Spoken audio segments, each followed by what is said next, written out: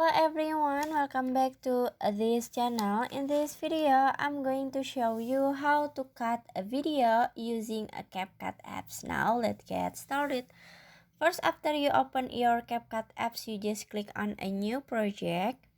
And in here, you can add the video that you want to edit, or if you want to add the video, sorry.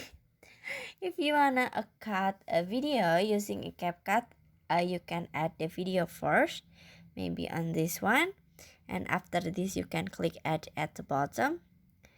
Now if you wanna cut a video, so you can choose the video that you want to cut, maybe on this one in this clip. So you just click on the clip, and then and then in here you can choose the video that you want to cut, maybe this scene. So you just click in here at the split, and after this you can choose the end of like this, and after this you can click on split again, and after this you can click on the scene that you want to delete, this one, and after this you can click on delete.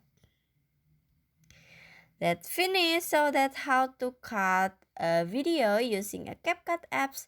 I hope you found this video to be helpful. If you enjoy the content, please consider like, comment, and subscribe down below. Bye bye.